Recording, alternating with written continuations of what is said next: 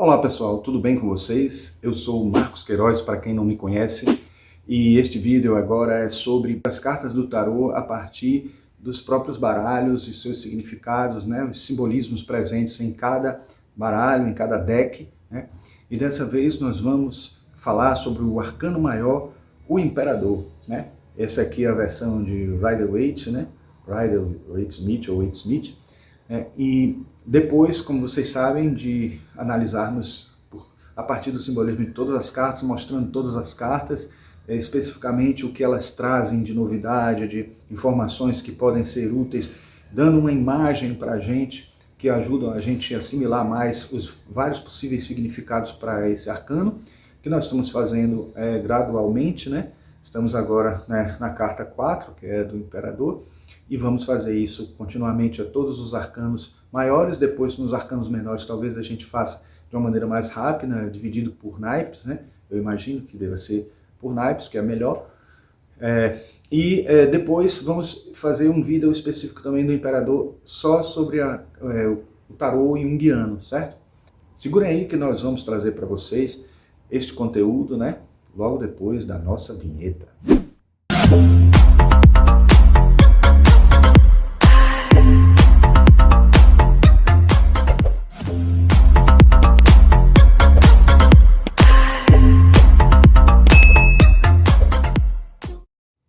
Bom, em essência, a gente pode dizer que o Imperador tem um significado clássico de ser a representação do pai, a representação daquela sabedoria mais racional, aquela pessoa que tem poder, tem a capacidade de decidir, né? Autonomia, capacidade de gerir a vida, fazer com que as coisas aconteçam de uma maneira mais objetiva. Então, assim, é um mundo, digamos assim, não tão material assim, porque pode estar relacionado à vida social, mas também à vida política, mas também pode ser relacionado à vida comercial, à vida cotidiana, no processo de tomar decisões, no processo de ter atitude em relação à vida, né? Então, é a agressividade também, é o processo de imperador, da pessoa que impera sobre algo, que atua com uma ordem, com uma organização do caos, tentando organizar as coisas e às vezes até sendo muito forte nesse processo. Então, tem um lado positivo, tem um lado negativo, porque é aquela pessoa que tem uma certa rigidez. Não tanto uma rigidez sobre pensamentos, sobre filosofias, mas em relação às coisas que estão à sua volta, em relação à organização das coisas que estão à volta. Bom, os significados que a gente vai ver agora são os que podem agregar tudo isso que a gente já falou, né? Porque até varia um pouco. Eu trouxe aqui, por exemplo, na interpretação de Raquel Pollack, deste livro aqui, ela fala da possibilidade de você interpretar de duas formas, né, o Imperador. E achei interessante ela mostrar isso, que ela diz que pode ser como lei social ou como lei divina, né, como hierarquia e poder, ordem e controle, né, ou então como uma representação, né, de princípios abstratos da criação, leis universais cósmicas, ou como as quatro forças, porque ele aparece com quatro significações assim que a gente vai ver daqui a pouco, e isso também pode estar apontando tanto as quatro forças fundamentais da natureza, se a gente levar em conta a física, pode ser os quatro elementos, os quatro cantos do universo. Então, de certa forma, a quaternidade está relacionada aí como temática ligada afinal de contas, ele é o número 4, né, dos arcanos maiores, certo? Vamos dar uma viradinha agora aí para a gente ver as cartas e a gente analisar os símbolos presentes em cada deck, como a gente faz tradicionalmente nesse quadro aqui, tá certo?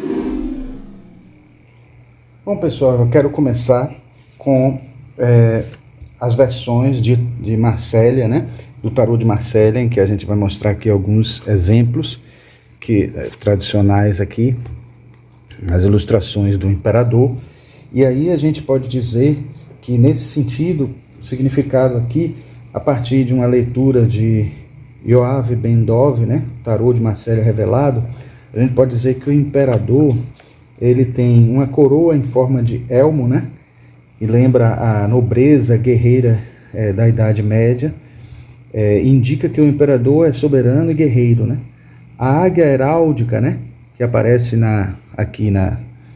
a gente encontra aqui nos escudos que estão aparecendo aqui embaixo, né, nessas três versões, representa o Sacro Império Romano, né, que conferiu autoridade e legitimidade aos reinos e principados medievais da Europa Central. O objeto na mão direita do imperador é uma combinação de dois símbolos reais tradicionais. Reis europeus eram frequentemente retratados segurando um cetro numa mão e um orbe esférico encimado por uma cruz na outra. O cetro simboliza o poder e a autoridade, o orbe representa a terra e a cruz acima indica que o domínio terreno é subordinado à lei cristã ou espiritual. Então a gente percebe aí que todos os símbolos estão retratados aí, alguns também analisam as cores de diversas formas, né, e tal. Então assim, mais adiante, né, o Yoav Ben-Dov diz que em termos medievais a figura do imperador representa a autoridade terrena do Estado em oposição à autoridade espiritual da Igreja. O número da carta também simboliza a estabilidade do domínio material e alguns também interpretam as pernas cruzadas como a alusão à forma do número 4. A carta pode representar autoridade no domínio terrestre, como um governo oficial, um comandante militar ou um gerente de empresa. Desta forma, ela pode se referir ao consulente ou ao superior, né?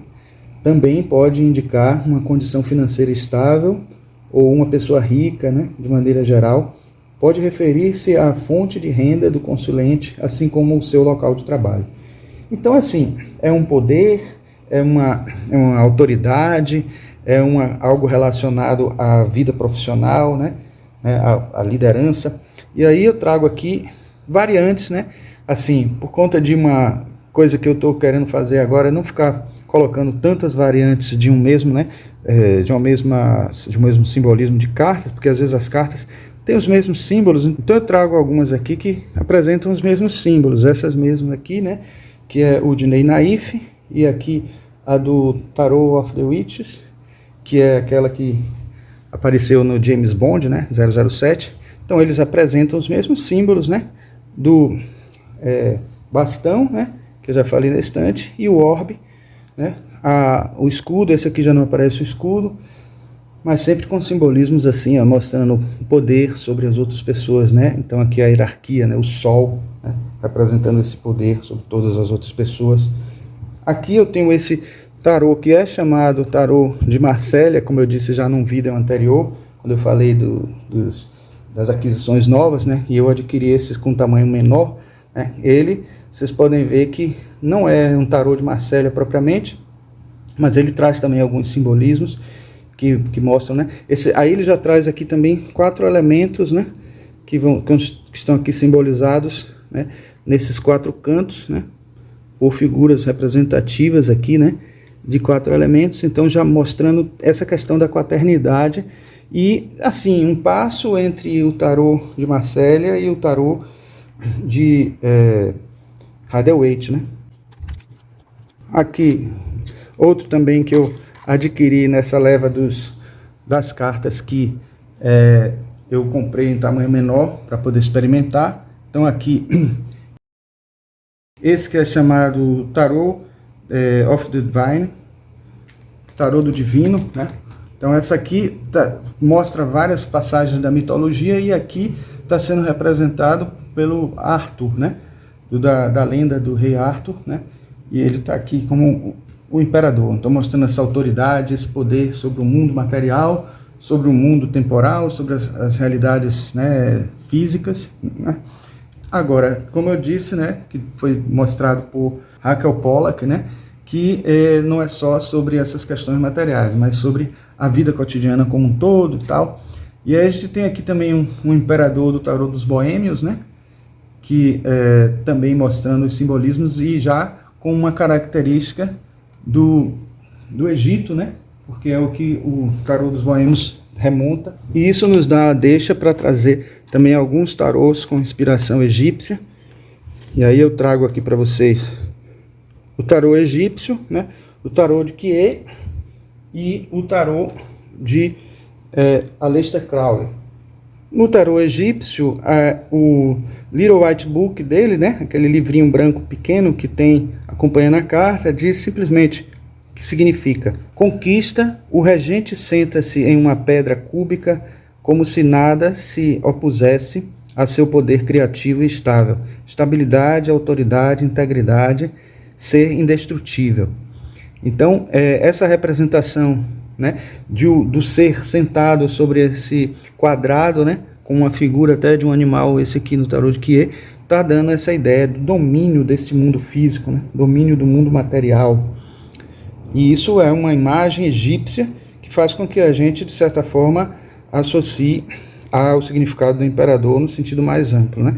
Aqui na representação do tarô dos boêmios também vemos a figura do quadrado, né?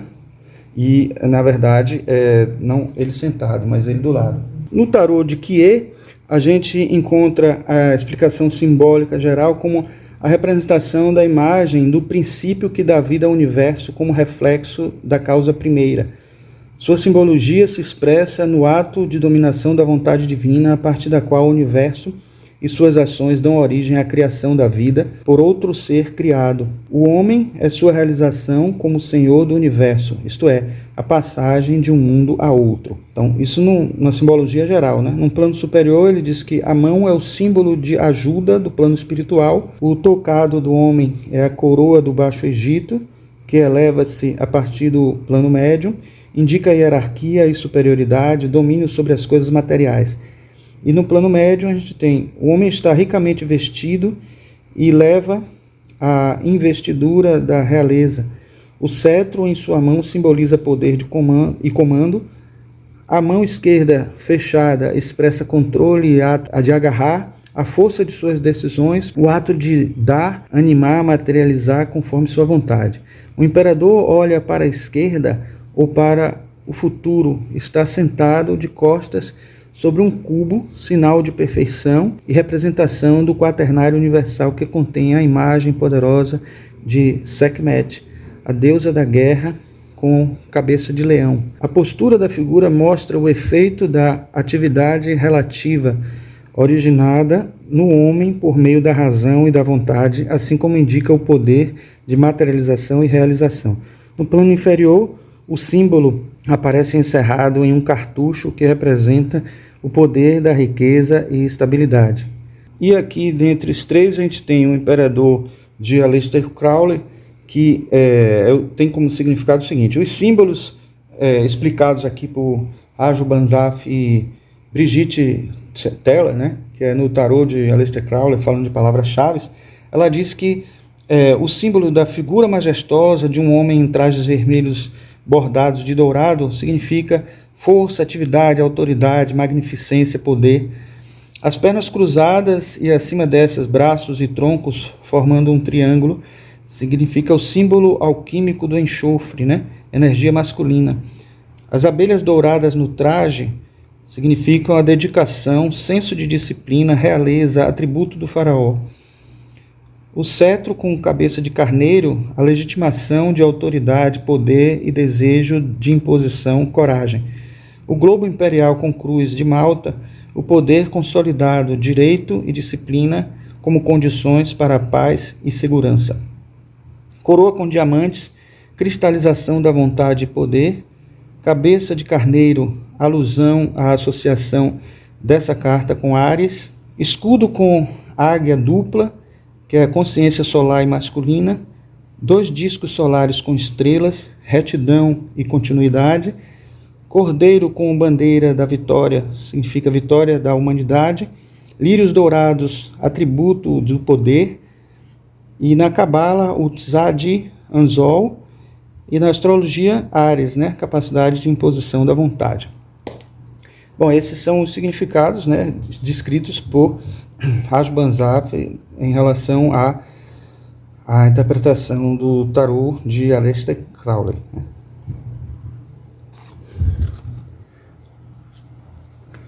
Temos outros baralhos que poderíamos dizer que estão relacionados de alguma forma com Marcélia, né? Porque estão mais para Marcélia do que propriamente para Rider-Waite, que seria aqui o tarô mitológico, né? E aqui o tarô, o The Golden Tarot, né? No livro Tarô Mitológico de Juliette Sharman Burke e Liz Green, a gente encontra a explicação de que o imperador é o Zeus, né? Ou Júpiter, é o pai de todos, né? A carta do imperador retrata um homem maduro, de ombros e peito amplos e musculosos. Seus belos e compridos cabelos e barba são castanho avermelhado e os seus olhos azul claro como o céu. Ele nos confronta sentado em um trono dourado no topo de uma montanha. Sua veste é de cor púrpura bordada a ouro, e em sua cabeça uma coroa dourada. Com sua mão direita ele segura 3 raios e com a esquerda o globo do mundo. Uma águia está pousada sobre seu ombro atrás dele, entende-se um acúmulo de picos nevados. O raio é o símbolo de poder de Zeus, não somente razão de sua imponência, mas também porque ele ilumina o céu. Zeus é um deus de inspiração e repentina visão criativa. O raio também simboliza a sua revelação da verdade. Zeus tem a sua morada nos picos montanhosos porque é um deus de alturas mentais e espirituais, e a sua vontade eleva-se acima da sujeição do corpo e das limitações da natureza. A águia é um emblema de Deus por causa de sua agudez de visão e poder de alto voo acima de qualquer outro pássaro. Tal como um pássaro de rapina, ele também expressa um instinto agressivo e de conquista do Deus. Bom, agora vamos partir para as cartas relacionadas a o tarô Rider-Waite ou Waite-Smith, né? Aí nesse caso, tirando o significado de a chave mestra para o tarô Waite-Smith, de Johannes Friedrich e Evelyn Burger, a gente pode dizer que a cruz egípcia, que é carregada pelo imperador aí, né, na carta, com a mão direita, é o hieroglifo para a vida, no Antigo Egito, símbolo para sopro de vida e, sobretudo, para a continuidade da vida no além, vida eterna. Aqui, a própria contribuição, fecundidade e renovação. O globo imperial, né, de ouro, que a gente já falou, que no tarô de Marseille aparece também, ele é símbolo do poder. Pomo de ouro provém de contos de fadas e dos mitos e representa fecundidade e vida eterna. Aspectos negativos: Rei Midas, o que ele tocava, inclusive a comida, transformava-se em ouro, então não precisa dizer mais nada, né? Então é algo que pode também trazer prejuízos, por mais benéfico que possa parecer. O deserto, um território desconhecido, né? Paisagem erma e vazia, aspectos negativos. Até a melhor fecundidade fenece com o egoísmo e a severidade. A cruz egípcia, pomo de ouro. E outros aspectos, né? O imperador igual a pioneiro do território desconhecido. Apenas ele pode tornar fértil a terra inculta, que é um aspecto positivo no caso. As 4 cabeças de carneiro que aparecem tanto assim na borda da cadeira, como a gente vê aqui, né? De um lado do outro, como a gente encontra aqui no respaldo, né? No respaldo da mão, né? Da cadeira. Áries é o primeiro signo do zodíaco. No passado, Páscoa, início da primavera, renovação da vida. A liturgia da Páscoa cristã também diz: o que antes era deserto se torna um jardim. Aspectos positivos da armadura é bem equiparado, cavalaria, respeito, mas também proteção contra os outros. Aspectos negativos: política impiedosa, arrogância do poder, rigidez sem sentido, fardo desnecessário, gigante com pés de barro. O rio, né, que aparece aqui, bem no cantinho aqui, de um lado, e aparece continuando do outro. A gente vê bem aqui na representação do tarô Waite-Smith, né, que saiu naquele box. E aqui no Golden Art Nouveau Tarot, a gente vê também. Na verdade, aqui não aparece o rio, né? Nesse aí não aparece. Então, o imperador está e permanece consigo mesmo e com a vida no rio. Apenas quem muda permanece fiel. Mais uma vez, a tarefa e a aptidão para começar algo novo, começar algo consigo mesmo.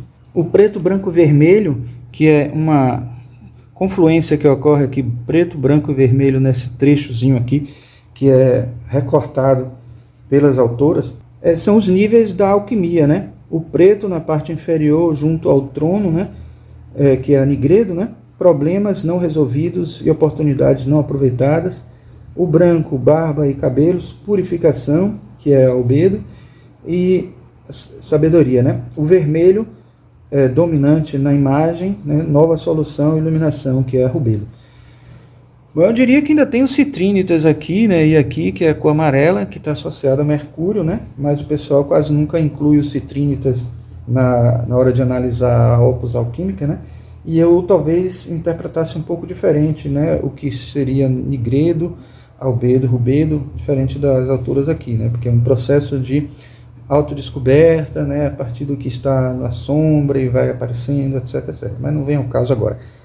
Aí a gente tem depois a barba branca, né? Está presente aqui como símbolo do poder e da potência, a sabedoria de vida, a experiência e duração, mas também, ao contrário, o recomeço. O mestre é o verdadeiro iniciante. O mestre reconhece as mudanças diárias da situação e das tarefas.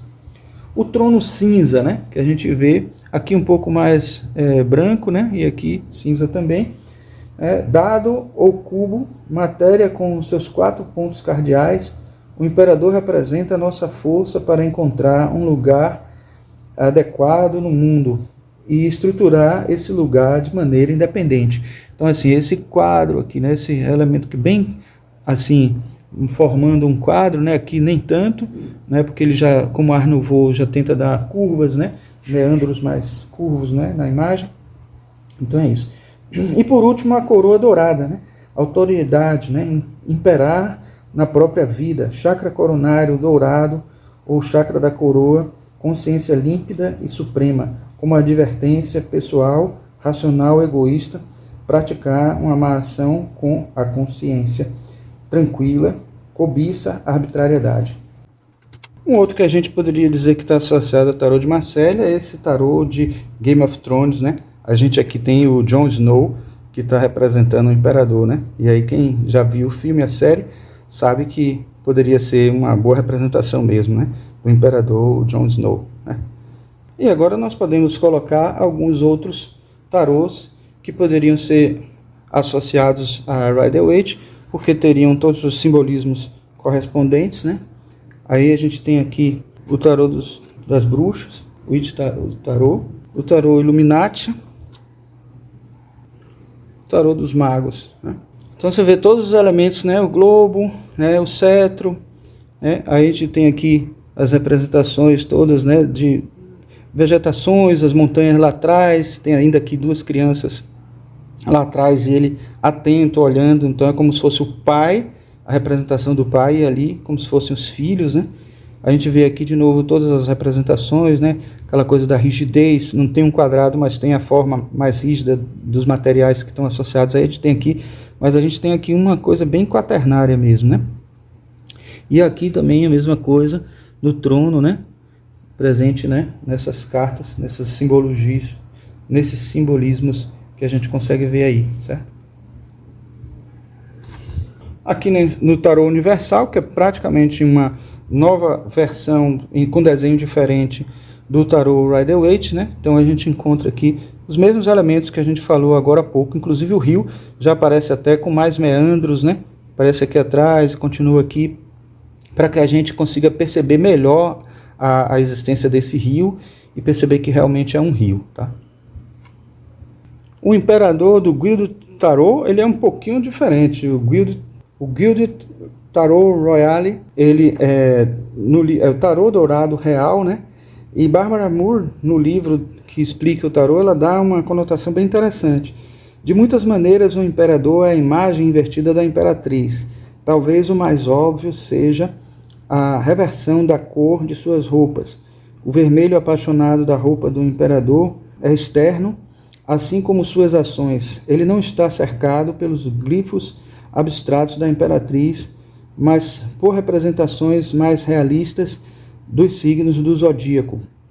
Ele segura itens que representam o funcionamento diário da sociedade humana, embora movido por um desejo sincero do que é melhor para todos, como indicado por sua vestimenta branca. Ele está mais preocupado com o funcionamento realista da vida cotidiana. Em nível social, ele procura criar estabilidade para que a sociedade possa alcançar seu bem mais elevado. Como arquétipo do pai, ele deseja dar a seus filhos uma base sólida, permitindo-lhes alcançar o melhor. A mensagem do imperador é sobre estabilidade saudável. Crie um ambiente que permita que você funcione da melhor maneira possível.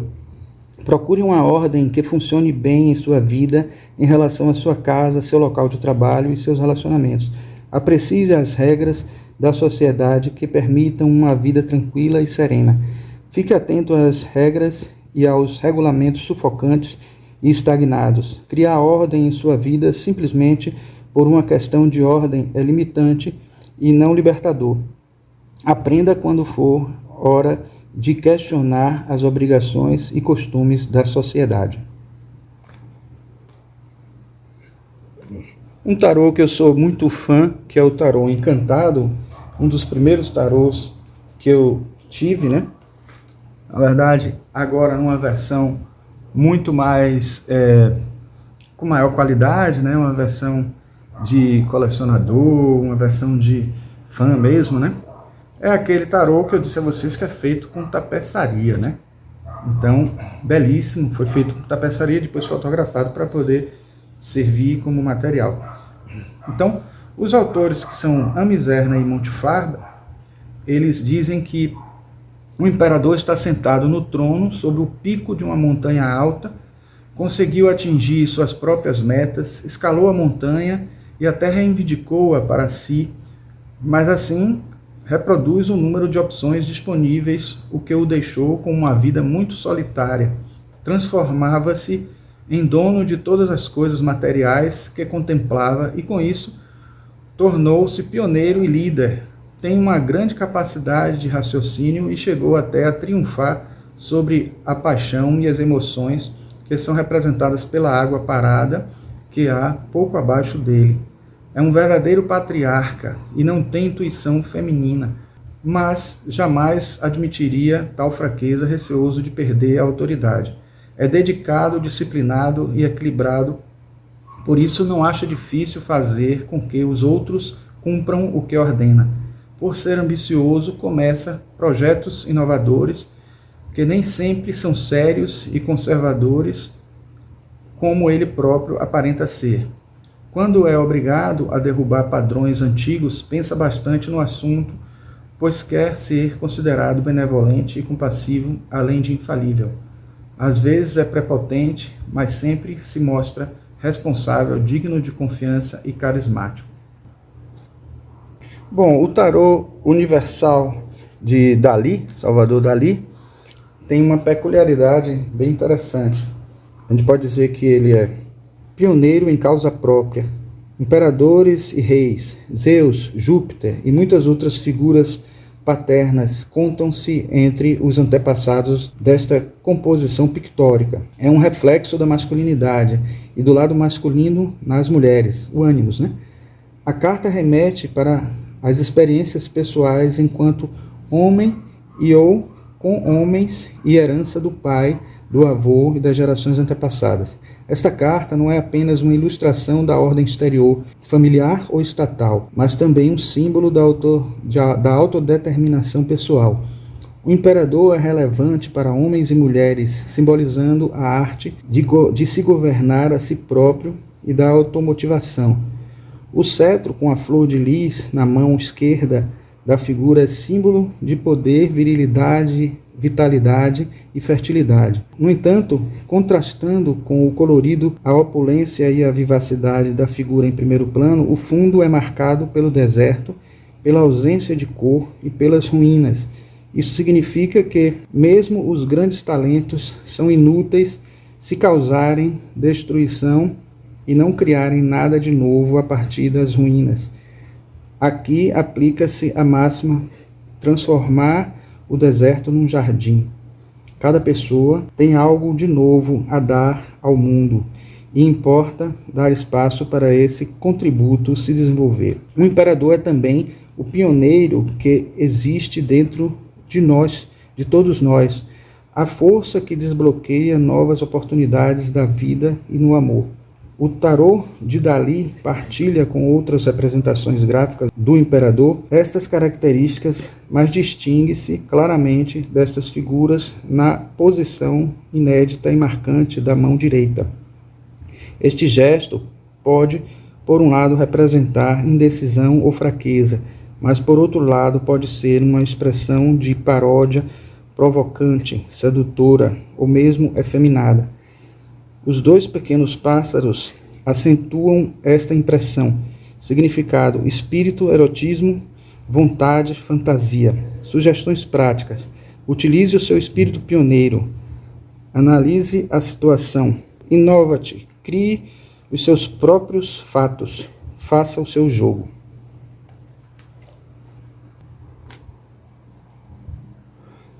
No Shadowscape Tarot, a gente também tem umas interpretações interessantes.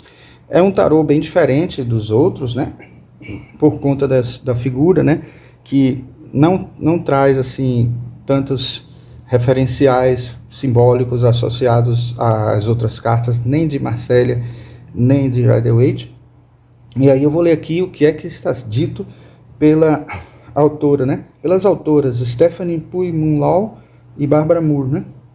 No Shadowscape Tarot, Fuga das Sombras. Significado do imperador, né, nesse tarô seria: criação da ordem a partir do caos, autoridade, liderança, força, estabelecimento da lei e da ordem.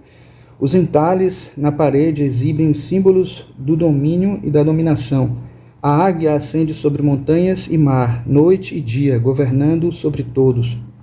As criaturas terrenas se curvam a esse domínio, mesmo que as imagens das esculturas possam ser magníficas, ainda assim, uma parede é um edifício feito pelo homem, medida e meios do homem de controlar a natureza selvagem do mundo, tentando transformá-lo em pedra imutável, desejo do homem de controlar, gravar e escrever a história de seu próprio destino.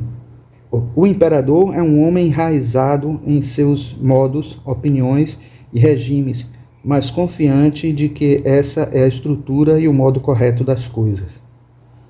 Bom, geralmente eu termino com os tarôs brasileiros, né? E começando pelo tarô de Namu, eu não vou mais ler o significado do tarô de Namu, porque eu pretendo fazer um vídeo só do tarô de Namu. Então vamos ao tarô de Israel Pedrosa, né? Que é esse aqui, vocês já conhecem, é aquele tarô, aquele livro brasileiro, né? O Brasil em Cartas de Tarô. O imperador, talvez já seja óbvio, né? Que se trate de Dom Pedro, né? Dom Pedro I, a figura aqui do imperador. Está aparecendo a figura toda aqui, né? Aqui aparece a figura do imperador, né? Dom Pedro I, né? A imperatriz foi Amélia, né? A mulher, aí agora o imperador. Então, o que é que ele diz aqui? Vamos ver. Então, a carta. Esta é a quarta carta do tarô.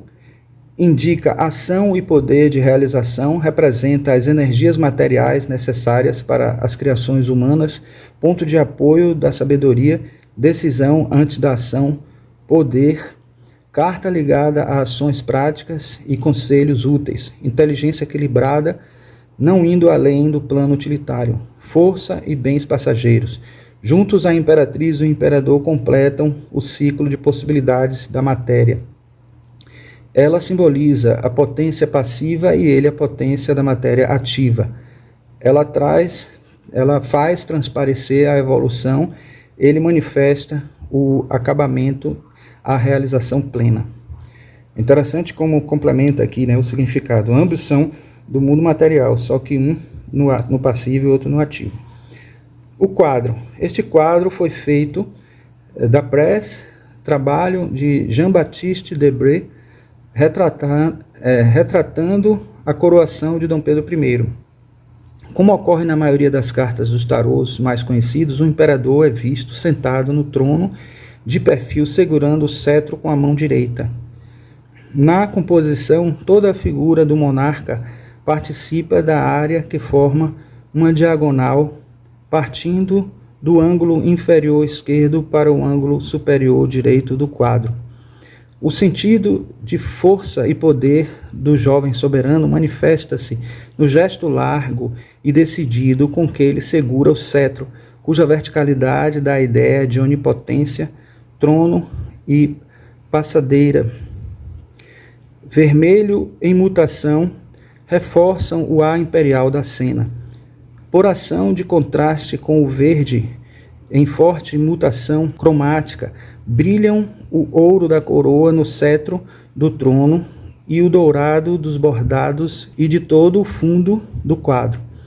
Neste conjunto de cores fortes, tornam-se agradável à vista o contraste de valores entre o preto, terra escuro, das botas e o branco do culote, das luvas e da gargantilha do imperador.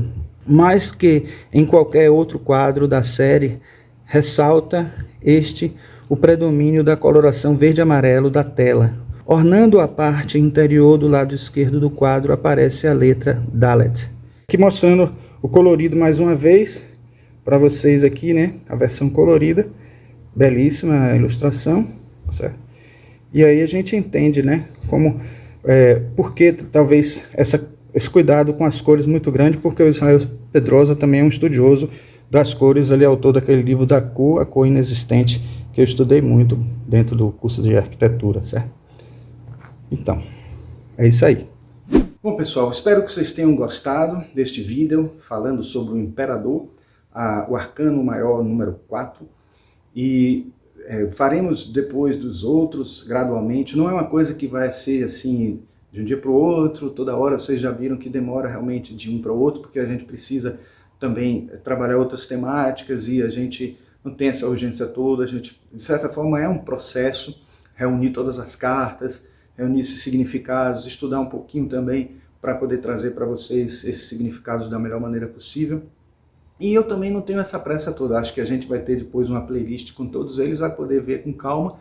Eu acho que só para agregar mesmo o conteúdo que vocês já devem ter, alguns de vocês, outros que vão estar aprendendo também, tá certo? Então, se gostaram desse material, desse conteúdo que a gente está fazendo aqui, se inscrevam no canal e, assim, até porque vão ter a notificação quando aparecerem os outros vídeos, né? E aí vão ter condições de ter essa continuidade. Deem um like aí nesse vídeo, façam comentários quando acharem pertinente, apertem um sininho, enfim, façam aquelas coisas todas que a gente fala sempre, né? Porque isso ajuda muito a gente, né? Se vocês quiserem fazer parte dessa família da gente de estudos como esse de crescimento espiritual, de cultura esotérica, espiritualista, espírita, teosófica e tal, continuem conosco aí, estejam presentes, indiquem a outras pessoas, né? Porque estaremos juntos aí, quem sabe mais adiante até fazendo um trabalho com participação de vocês, com uma live ou com convidados, que é o que a gente está aos poucos planejando, mas eu preciso também do apoio de vocês, vendo que vocês estão realmente dentro dessa vibe da gente, tá? Então, pessoal, um grande abraço e nos vemos no próximo vídeo.